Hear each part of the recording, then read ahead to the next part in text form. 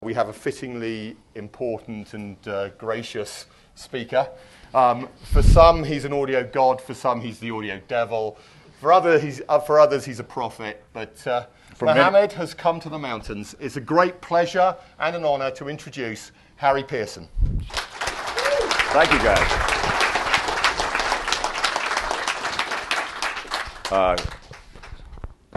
What I intend to do, guys, can you hear me, everybody? I'm going to cover a lot of points, past, present, and future. I'm not going to dwell on them. And when I get through covering them, I'm going to throw the floor open for questions. What I would like for you guys to do, and gals, is comment either, and even argue with each other, because we're at a critical moment right now. The old saying is that the seeds of the future are planted in the present. And we're planting seeds in the future now, and we've got to make the move. We can't just sit back and say, woe is me, which a lot of people, as you know, have been doing, because the economic situation is not, well, the stimulus funds haven't gotten here yet. But I'm waiting. Okay, so in the past, when I started the magazine, we had a lot of problems. One of them was defining an audio language, so we could all talk the same way and we could communicate with each other. And up until then, it hadn't been done. Gordon Holt did a lot of early work on definitions like transparency, et cetera, where I picked up the baton, I guess, was talking about staging, depth, coherency, the things that we now listen for. We don't go back to early transistors with no depth and no sound stage, no speakers with fringes that kept you from a sound staging. Right now we have, our problems now are not the problems then. Then we had problems of incoherency, of gross distortion, of early transistor distortion. Now we're having a hard time identifying different kinds of distortion. And we have to work a new language up now. The last thing I came up with was the concept of continuousness, which confused more people than me. And now we're worrying about noise pollution. Well, just briefly, we also lost Wilma Cozart this past week, a week ago, Monday. And what she always told me, and she told everybody who worked with her, was trust your ears. You can trust the measurement, but not if it doesn't correlate with what you hear. And what are we talking about trusting your ears to? Music. The equipment's no fun unless it gets you to the music. And there are a lot of people who are just interested in equipment. But that defeats the purpose of what we're doing. What we're doing is trying to get close to the music. We're trying to open the music up for people, not chase them away. And right now, we've got that problem. About the time I came along, we also had the rise of the independent press, and that was Gordon Holt. He got sick and tired of high fidelity, as so many others did, and started his first alternative publication. They called it underground in those days. You know, yeah, it was really funny being the underground publication. So I said, let's make it the alternative press, because we're not the mainstream. We don't do what they do. Because the mainstream did, if you remember, is they measured everything. And they said it measures okay, so it must sound alike, and therefore there's no need for further discussion. We'll talk about the knobs and the dials and the build and this and that and the other. And nobody talked about the sound. So what we did was move to observational reviewing. Now, there are two parts to observational reviewing. One is describing what you hear, and that can be relatively objective. But then when you talk about how you feel about it, that's where you get into subjective. And one of the tendencies these days are people are talking only about how they feel, not necessarily what they observe. So we all have to hold ourselves to a higher standard. We've got to be really critical about what we listen for. And to do that, we have to listen for the new distortions we're hearing. And most of these are caused, I think, by generated noise, like power line noise, or lack of isolation. There are things going on right now, as you know, like magnetic drive for turntables. You don't hear the record anymore. My liking it was to say you drive a car and you don't hear the tires on the road. And what that does for disc is it opens up a whole bass octave. So analog begins to have the disc quality of reputedly digital has. We also have of a bunch of battery-operated things. Now, that is one way of getting rid of induced noise right there. The problem with battery-operated things, as you know, is sometimes dynamics suffer. Sometimes they don't. We also have a whole bunch of isolation devices that attack the problem. That can, some very interesting ones. Oh, Roy's not here. Well, and then at the same time, going back to the past briefly, we had the rise of the superdisk, which unfortunately I have to blame myself for. There was a big fire, as you may know, at my house in 1985, and I couldn't afford to replace my collection because I kept writing about all these superdisks that you had to have in order to evaluate your system.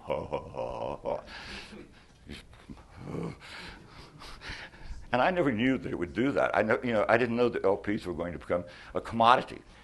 People come into my house and they see this whole wall of LPs and they look at it and they say, "What is that?" And I said, "My IRA." So we got to a point now where we really have eliminated most of the gross colorations. The incoherencies between drivers. We've gotten a new generation of crossovers that you can't hear most of the time. Think about it. The discontinuities are just not there. So the colorations that, say, we would use in the early days, like transparency and stuff, almost everybody has. We're called upon now to do a higher level of audio criticism. And we really are. And that's one of the things that we're up against. Oh, yeah, and we're helped along in this by a whole bunch of new capacitors and resistors. And from the Teflon on. I just got a Macintosh amplifier in that I was reviewing, and I talked to them, and their big thrill about going back to tubes was how much better the associated components were, the capacitors, the resistors that they didn't have before. And their stuff sounds better in tubes than it ever would have sounded. And they found out what audio research and everybody else knows, that we're living in an era where we have reduced significantly colorations, some that we didn't even know how to describe, from resistors and capacitors. So there we are. I have talking points here, and I can read them, believe it or not. And one more thing, just talking about the past up to the present. When I had Enid Lumley writing for the magazine, back when, everybody was making fun of her. And what was she concerned about? Induced power line noise. John Curl at the time said she was the most brilliant thinker on that topic. That was 25 years ago. She was that far ahead of her time. They were laughing at her, saying, "That woman's crazy." Well, yes, she was sort of crazy. But she was right. That's what you go back to. Trust your ears. Don't make fun of somebody because they're different or they're crazy. Their judgment. Can they hear? And can they describe what they hear? And do they care about music? And if they don't care about music, don't listen to them. Don't. So we said I know how to define continuousness, I think. It's when there's no break in the sound. Now, with early digital, you could hear the breaks in the sound. It turned out like rain. Whereas continuousness, Sally Reynolds once told me, my editor, that continuousness was like a waterfall. You heard sheets of pure, uninterrupted music. You don't hear fragments. No matter how fast they come together, you still hear it if it's not continuous. And one of the early things that transistors had to get over, and they're just now getting over, is that sense of they're getting a continuousness now. And it took a decade, a generation, 25 years is a generation for them to get the technology down. And I've seen new technologies almost always take 25 years. Everything.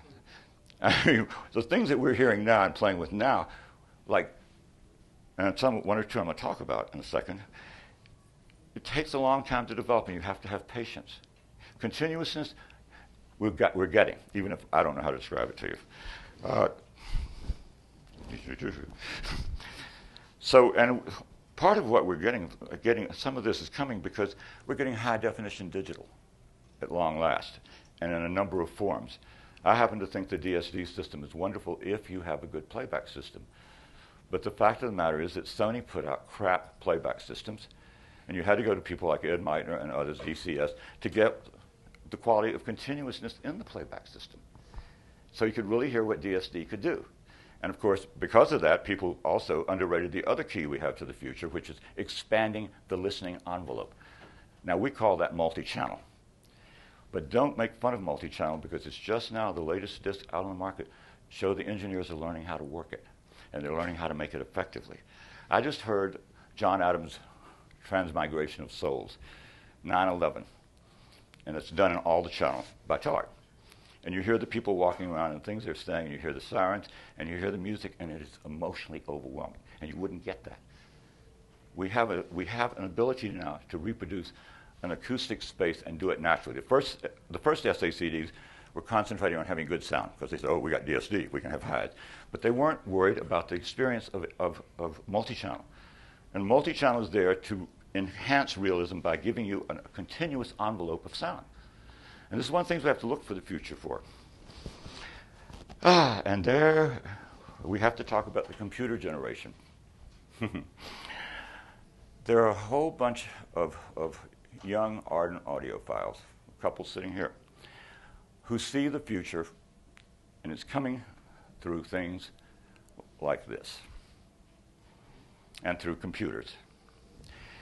And there's an audience out there, and I've said this before, but there's a huge audience out there. Huge. Millions, millions, millions, millions. And I think, if we could get 1.5%, 2% of that, we'd be fit for generations to come. We'd have the biggest audience we ever had. So the question now is, do we say, we don't want to get into that, we don't want that, blah, low resolution, blah, blah, blah. What we have to do is figure out how to achieve it and how to get them interested in what the potential of their system. Now, one of the guys who used to work for me named Michael Mercer, who's right here, and you might ask him the question, came up with an idea that I thought worth mentioning to you guys. He says that all audio stores ought to have computer stations so that the people can come in and plug their computer station into their computers or iPods or whatever into it, and these things will be connected to different systems so they can hear what they're missing and hear how good something can be. Think about this, because this is the way to seduce them, to lure them in to better music, to the very things that you're all here for. Yes? I think so. And the high-end stores are they're so busy worrying about their video sales. And the video market really is like selling refrigerators. You might as well call it the Amana HD. You sell it once, and you're pretty much finished unless Sony comes out with a new Blu-ray, the Super Blu-ray, or the Ultra Blu-ray, or the Blu-ray Imminent. You know they do that. But they're trying to create the market that we have. Our market is naturally, organically evolving. And if you think about it, you know it's true. It really is. But the video stores, I think, have lost, going so heavy into video at the expense of audio, I think, is a big mistake. Because you go to a good multi-channel setup, a good one, and it can be a relatively small set of speakers. You can be in for an experience now because the discs are beginning to catch up with the technology, the engineers. So, I think I said as the last point that requires an expansion of our language. So if that's enough for you guys from me for the moment, what I will do is, and you have to speak up if you're way back there. Roy talks loud, I talk loud. And you know that Roy Gregory was the editor of Hi-Fi Plus, which I persuaded the Absolute Sound to buy, and so then he quit. Wouldn't you? Very funny. Okay. Maybe you should let Mike Mercer say something. Mike came up with the idea of, and if you're interested, in the computer stations in the store. And he wrote a paper that is published in, Negative Feedback? That's right. And he covers a lot of points. And Mike's opinions aren't going to agree with you or me on music and stuff, necessarily. But he sees the future. The guy working with me, Joey Weiss, sees the future. They're interested in music and lots of different kinds of music, and they see that we're losing out if we stick and say, we don't want them, we'll go on the same old way. We can't do that anymore. Go ahead. One final thing, quickly, just procedurally. When you ask a question or when you want to say something, please, if you'd like to stand up and speak very clearly so that the people with the cameras get a chance to catch you. So, Mike, if you'd like to start. Wow, on the spot. No, my idea centered around a hi-fi store that I was working at for a little while in Santa Rosa. And I'll try to summarize this, but the owner had been in business 30 years and didn't even want to talk about the iPod. Didn't want to know about the iPod, didn't want to talk about it. So what I did is I played a trick on him, an evil trick. We had just gotten a $7,000 Muse CD player in, so I brought my iPod in, had some uncompressed files. Yes, they were uncompressed. I hooked it up, I put it behind the $7,000 Muse player, and I started playing it, and I brought him over. Mark, what do you think of this player? He sat down, he started ratting off about its dynamics and clarity and bass response and all these wonderful things, and I went behind the rack and I pulled out the iPod, and he said, pardon my French, he said, you're shit. I said, it's just a tool, and there are millions of people out there talking about music, sharing music, discovering new music. This is what hi-fi's about, right? So, okay, you're a dealer. Set up your good, better, best scenario. You have your good system, your better system, your best system, okay? You have your affordable system, your less affordable system, that's right. and your ultimately your unaffordable. Non-affordable system, you know, and they're going to bring in their $200 iPods. But anyway, you know, these kids, I know because I'm dealing with a lot of 20-year-old kids through the music blogs I write for, they do respond. I mean, now I've got these groups of kids talking to me about the USB DACs they just bought. They went to the flea market. One just bought a pair of AR3s for 40 bucks, and now he wants to get an integrated amplifier. I mean, the kids that are listening to this music, they respond to good sound. They really do. And it's up to the dealers to not say, oh, you know, if someone walks in the store and they're 16 and they're wearing a Moby shirt, oh, no, you don't have the money. Because believe me, that happens. I'm sorry, it happens. And you know what? If we want to continue and just move forward and not just sustain, I think we got to treat those kids and, you know, the 20s and 30-year-olds with some respect, the respect they deserve, and they will earn all of you money. Imagine that. More money for everybody. Okay, sit down. Enough. Okay, questions, anybody? Who first? Nobody has a question? Mr. Sercom. Oh, this is the new publisher of Hi-Fi Plus, Alan Sercom. I call him Alan Sitcom. Okay, moving on from what my friend there has just said, let's have a little show of hands. I wonder how many of you have got an iPhone? There. Right, okay.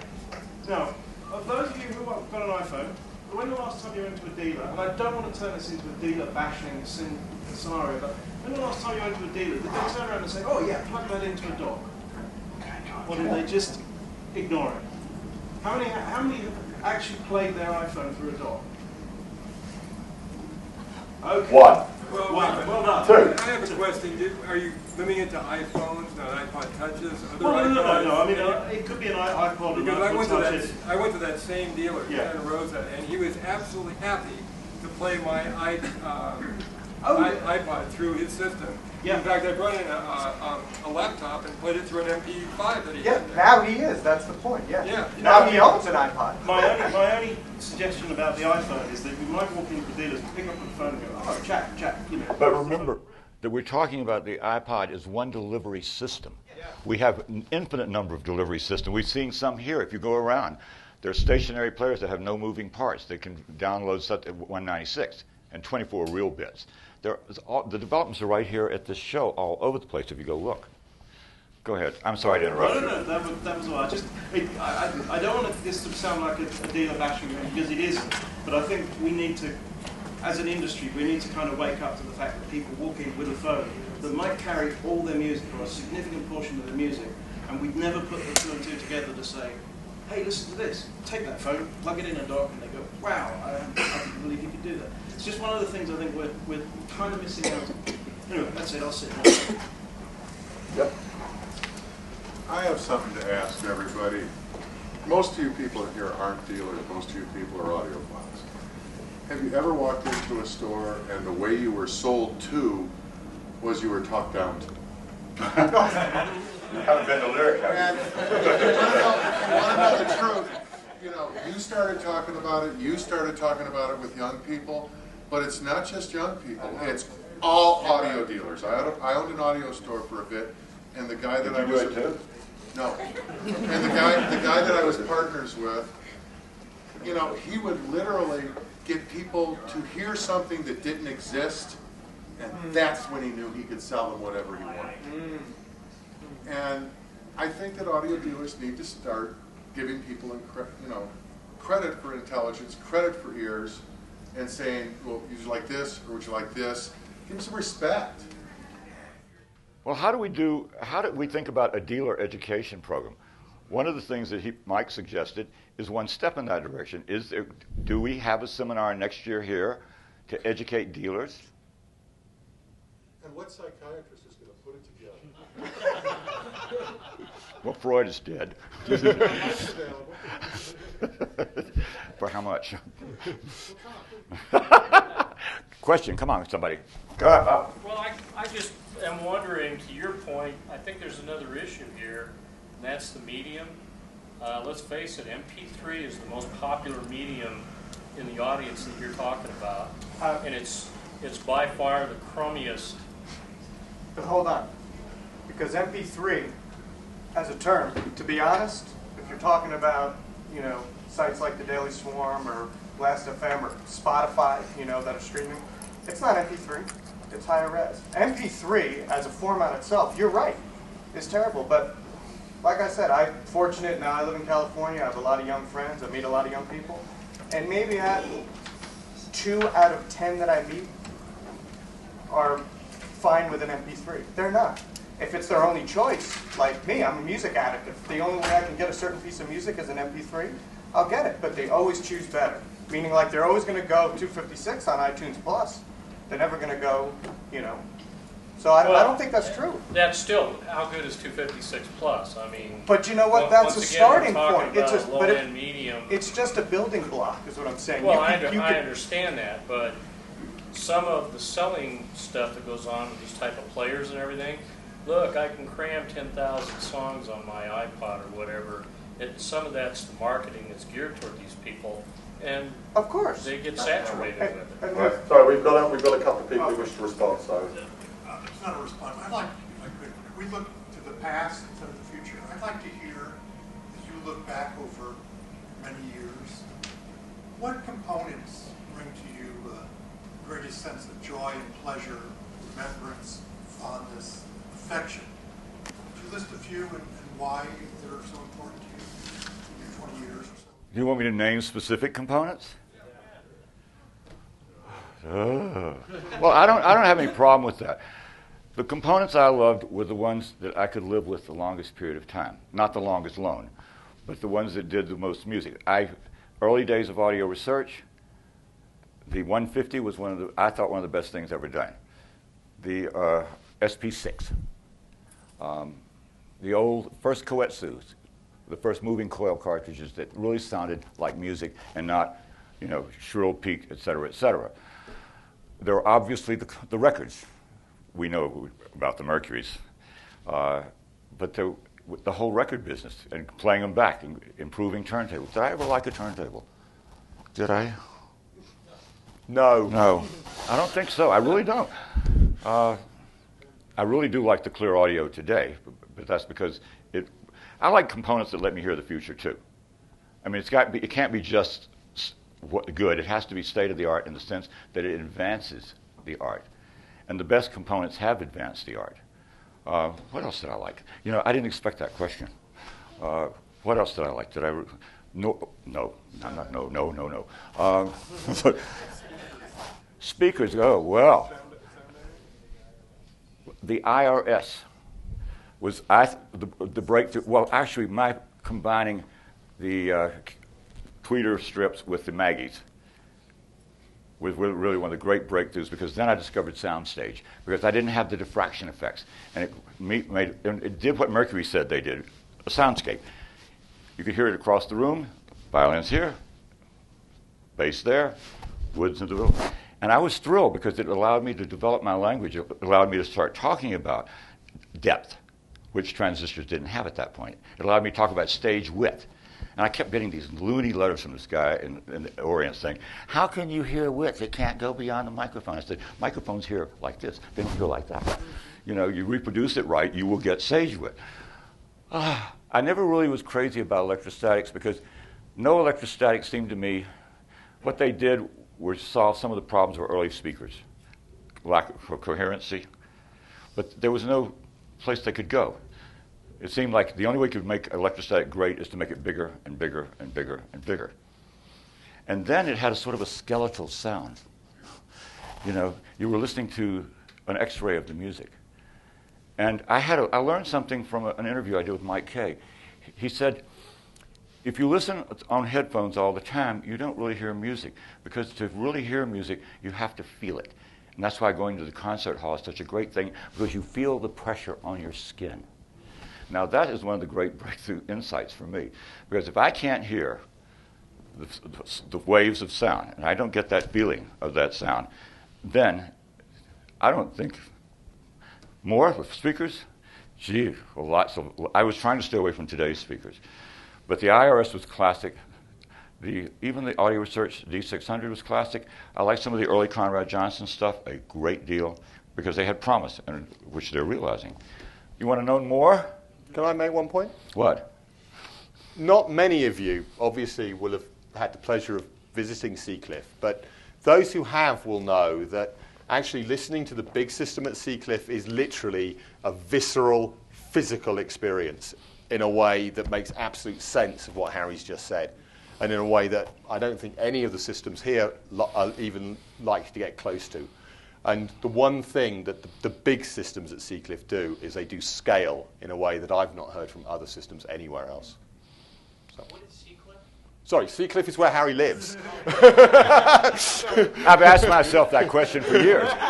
There are many answers. Not many of them are polite. Well, Seacliff is a little fishing village on the shores of Hempstead Harbor on Long Island Sound. And it's an old Victorian village in a lot of places. I live in an 1886 house, which is very fortunate because I have high ceilings, plaster walls, wood floors, and a good acoustics. It was a good acoustic lab. I moved in when I went to work for Newsday as the environmental writer. I had no idea I moved into a sonic potential. I was just an audio freak then. Sir, I'll get to you right next, okay? Go ahead. I wonder if you could comment on the dynamic range in what dealers have to sell. Earlier today, John Atkinson talked about the fact that music today is compressed in terms of the dynamic range. But I wasn't around 30, 40 years ago to know what stereo stores were selling. But it seems to me that today, people are complaining about dealers, to expect the same dealer to sell a Ferrari and a Honda, or to sell a Saks Fifth Avenue custom-made suit and something off the rack. The concept of a dealer doesn't make sense. I mean, of course, people who sell a $30,000 cable is not going to have time for someone walking in with the Moby T-shirt. So, and he shouldn't have it, right? Because he's trying to make a big elephant-type sale. So, I have an issue with the problem to me with the high-end audio industry is that are we talking about 500 systems or $50,000 systems? You can't expect the same dealer to have the knowledge or the interest or the client relation manners to deal with something that's about 100 grand versus 5 grand. It's not the same industry anymore.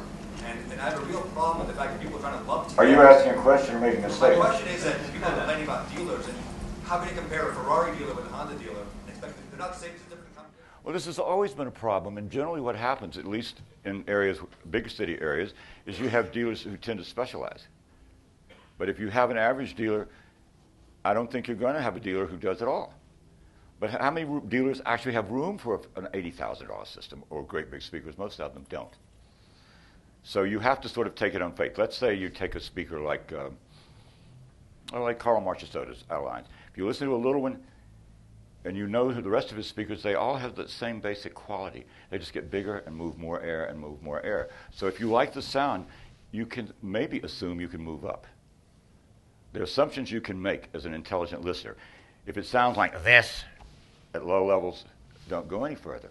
And a good dealer will always pick out speakers and amps that sound like music. And that, to some extent, will protect him against those matters of scale that you're talking about, I think. I saw you were next, okay? Yeah, actually, Sorry, could you stand for us? Sorry. First comment, to your point about the musicality of today's audio systems. I mean, I've heard some incredibly expensive, out-of-this-world systems today. And I have the good fortune of living in New York City and having access to some of the greatest musical venues in the world. And what I'm hearing from these amazing systems is not what I'm hearing in the music. Well, that is, but believe me, that is not necessarily universally true. A lot of expensive systems don't sound like music. They sound like hi-fi or high definition. They don't sound like music, and you've got to be able to make the distinction between something that tickles your timbers, don't say it, and something that really gets you a sense. You stop listening to the speaker or what, and you listen through to the music. Now, you go to Carnegie Hall, you know that there are plenty of things. I go, and when I go, I close my eyes and try to pretend I'm listening to a stereo system to see what we're not doing. And that's one of the ways I keep progress in front of me. Because I see we're not getting there, but I see where we have to work. I'm sorry, back. Did you finish? Well, actually, there was one other point. Recently, I received a gift. It was a box set of CD-ROMs with every issue of Rolling Stone magazine from its very first issue. And one of the things that I observed is that there was a time, at least, probably the 70s, when audio equipment was advertised to non-audiophiles. I mean, and it seems to me like we've got audiophiles talking to audiophiles, and we're not really doing enough. Well, I think that was part of Michael's point, and that was part of mine. We're not reaching out. We've gotten into a state of stasis, and we're not reaching out to the audience. You should advertise in Rolling Stone, and not just because you're Bose and have the money. You should be able to take ads out where people can read them. Like, sorry, can I, on that point, it's all very well reaching out to people, but you better make damn sure that when they respond, you've got something to show them. And too often, at the moment, this industry doesn't actually deliver, in my opinion. Sorry, next question. Yes, I had a personal observation about 40 years ago. I was raised in Albuquerque and went to the high-end audio place called the Hi-Fi House.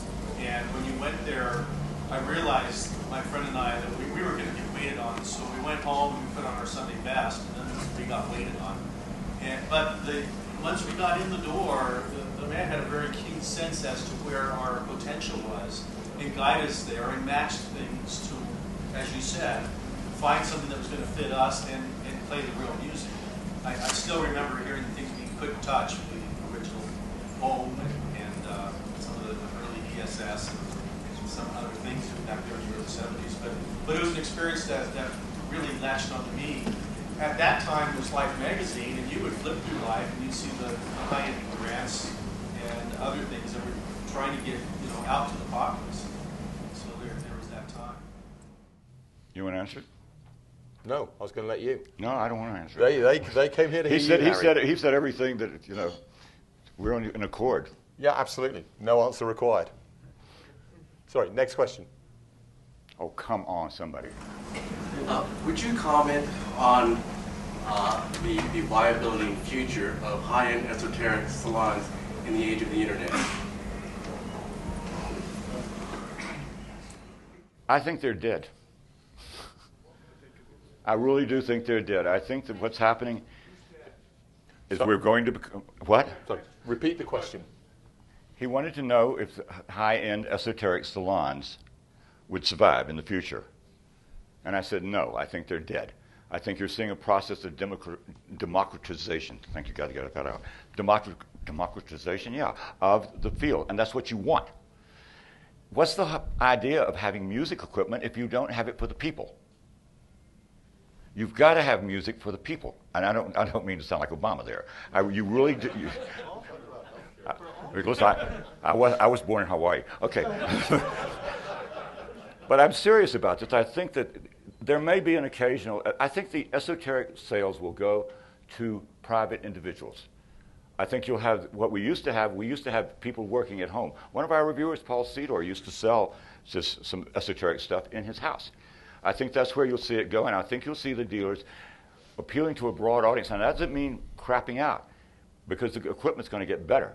And you will know it's going to get better because if you listen to something really complicated, you'll hear more information, and that will create more of more of an effect. Okay? I think one of the biggest barriers to people getting into this hobby is... Sorry, could you start again and speak a little louder? Okay, sure. I think one of the biggest barriers to people starting in this industry, or in this hobby, is the production of the music that's going on today. For example, people getting into vinyl in particular. When you look at the issues that come out, even from major labels, Universal, Get Back, you still never know. A lot of times you can't even get the information. Was this sourced from a CD, PCM digital track? Who mastered it? Exotic, releases from Japan that cost a lot of money. But who did it? And are they any good? And the only way to find out is to spend $50, and maybe you'll get burned. And I think this is a really bad experience for a lot of people. In your opinion, what do you think, moving forward, we can do to address this problem of... Use Google. I'm serious. You can find out a lot about how every recording is done, who processes it, what kind of vinyl they're using, and you can find it out by talking to the people who know. What? Allmusic.com. Yeah, say it loud. Allmusic.com, a great source. Artists, producers like Frank Filippetti, Phil Ramone, all of them, you can get information on who's mastering, who's recording, where they're recording, all that kind of stuff. There are these conversations going on, and you can pick up a lot of information, and you know what's crap and you know what's good. You can find out about the different CD pressing plants, and some aren't. You have trouble identifying some of it. Yeah, I do use the forums. I use them extensively. But the point is, a lot of times the reviews come from people that may not, that may be more interested in seeing their name on a post than actually, they may not have developed systems themselves. Sometimes you can get completely turned around on which is the best pressing stuff. It's very, very difficult. And the internet was ever silent. Well, exactly. Yeah, it is that way. I think what he's saying is there's no Right, you standardization. need to stand, sir. And talk to the audience, not to me. I think what you're saying is there's no standardization in the industry. There's no label to put in the corner of the album that says, this is from whatever, analog or digital or whatever. And I think what you're saying is important in that, the beginner who's getting into this, doesn't want to go to Google and do hours of research. They just want to know, where did this come from? Is it good? And they need to make these decisions in a quick and reliable source. Yeah, because what we're saying is, yes, for us who actually believe in it. But I want to make a point. When I started the magazine, you never knew who produced, recorded, or engineered it until you read Mercury's labels. And Mercury's labels influence the whole business. So now you find out where it's recorded, you find out what equipment's used, you find out when it was done, you find out what DSD technique was used. We're getting more and more open, and what's the word we're using? Transparent? Yes, we're more and more transparent about this. You're pointing out something that is solving itself in a way because of the increasing intelligence of the average listener and buyer. We really are. No, well, what I'm saying is I'm talking about the barrier to getting into it. And this really affects the vinyl world particularly, right? Because there's a lot of very excellent high-end makers involved in the production of this gear. And before somebody gets into it, you're talking about the deep digging that you can do to find out. And in some cases, you have to dig quite deep to find out what's going on when it's coming from a foreign country. So it's very difficult. And I'm willing to do that. But what we're talking about is barriers to getting in. We're talking about the person who tries an LP based on one of these recordings, gets burned, and says, records suck. Well, that's going to happen. And that's the price you pay. I mean, nothing's going to solve that problem except a more educated, more intelligent, more questioning listener. Another question, somebody. Anybody? Yes. Yep. Dr. Norber, Edge Electronics. I look around and I see mostly men. Louder. I look around and I see mostly men. White. You think? White men, yes. Some possibly born in Hawaii, and some carrying these now. A lot of them carrying these. Look at that, I got it. Can you believe that? Yeah. Art. It doesn't mean. Yeah. It doesn't mean that as we age, and as we suffer certain loss of hearing, that we don't appreciate music. I'll tell you something about that. 3 of the best designers I ever knew were designing musical sounding instruments into their 70s and early 80s. Saul Morantz, Bill Johnson, and a couple more. And you know how they did it? They listened to live music.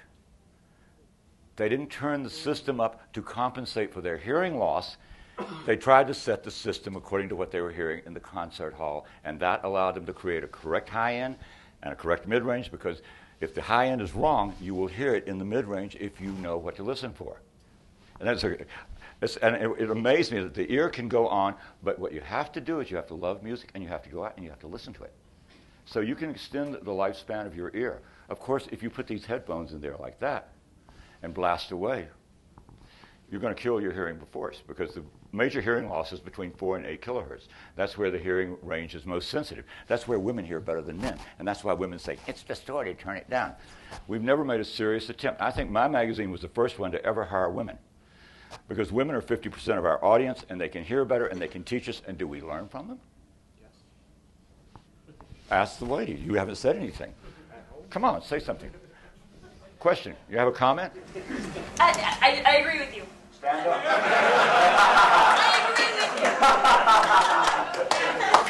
And how many systems do you hear in this gathering that are just very, very bright, that irritate you to all ends? And I crunch up my face, and I want to leave the room. Like a lot of them. And this isn't shamefully, sadly, there's quite a few that have chased down. Okay, guys, we're going to take 3 more questions. Okay, we're going to take 3. Okay. We're going to take 3. Time out. We're going to take 3 more questions. And I would like 2 of them to be from virgins. Question virgins. Sorry. That's all right. In the mid-'70s, I went and lived in Japan for a number of years and got introduced to the single-ended triode horn. I guess you could call it a cult at that time. And then when I came back to the U.S. many years later, I found that it had started to develop here in the United States. And I was wondering what's your thinking on that? It started out before stereo. It was big horns, efficiently, and single-ended triodes. It was stereo and the need for 2 speakers that reduced the size, and the amplifier power had to go up, and the problem started. We just recently started moving back to the virtue of the wide dynamic range you get from horns. Now, I personally have heard very few single-ended triodes that I thought were uncolored enough for use. The Sapphire, we have it, what's the Y-Tech Sapphire? That is very clean, but you can't use it on everything, obviously. So if you like the sound, but you like a speaker that's not that efficient, and generally speaking these days, the horns still have some of the problems the horns have. You know, discontinuity, brightness, blah, blah. I think they're much more difficult to set up. I like them because you get wide dynamic range, which you can get in the hall. And we've talked about dynamic range not enough today, because there are lots of dynamics that have to be done, nuances to micro to macro, and I talk about it all the time. And the realism of music is in those subtle transitions between, say, very soft and soft. That's when you start to think it's real. We got 2 more questions. Sir. What's your projection of the biggest change over the next 10 years? What? What's going to change, and what do you think is the biggest thing that will change in this industry over the next 10 years? I thought I said that. Didn't I? Did I not answer that question, really? I think I talked about the democratization. I talked about bringing the new generation in. I talked about reduction of noise. But I don't know which. I think they're all happening. And it's very difficult to tell you exactly what order and sorry, Harry, of what importance is going to happen. You don't know. I don't. If you ask me what I thought right now, I was surprised that more people aren't using magnetic drive on the turntables. I'm surprised that there's not more work on battery-operated stuff, but I found some stuff here that I'd like to listen to. The work on cables and the work on noise systems are advancing so much so that I think we're in for, what we're going to do, okay, in my opinion, what we're going to do is we're going to refine ourselves into much better sound, And I don't see any great major breakthroughs except maybe in the multi-channel creation of an envelope. What we're going to do is we're going to get rid of even more crap. We are. And there's going to be less between you and the music. Everything will sound more continuous as it does when you hear it. Right here, you're hearing me continuously. You do not hear my voice broken up into little bits digitally. And this is the real sound. This is the absolute sound. Now, you're getting it. Go to a concert hall, that's it. You don't have an absolute beef bourguignon. You don't have an absolute champagne. Those are matters of taste. But you do have an absolute sound, and you can go to concerts, and you should. You must go to music, and then you know. And remember what Wilma said. Trust your ears. One more question? Last one. Last Any one? takers? Would you be able to comment on the hi-fi scene, the hi-fi dealerships in other countries? I know we hear about UK, Germany, Japan, all the things that we've been hearing here tonight. Is it typical of those the dealerships in those areas? Well, I don't know. You know, I can't get a passport to go out of the country. I can't give a birth certificate. But you were born in Hawaii. I was born in Hawaii. I forgot. I'm sorry, guys. But the death panel's coming to get me if I keep on talking, so I'm just kidding around, okay? The answer to your question is essentially yes. It differs he in knows detail. Britain. Alan over there, Sircom is ready to leave. He's there. Well, he and Roy can talk about Britain and the continent, and they can talk with some authority about it. I've just never shopped over there. Okay. The question was, do the same observations that have been made about dealers in this country apply across international markets? Why you can't get a birth certificate? And The other guy doesn't have a problem. What's up? The other guy from Hawaii. Well, Hawaii didn't used to be a state, if you go back far enough. And on that happy note, we'll draw this to a close. Thank you very much for coming. Thanks, guys.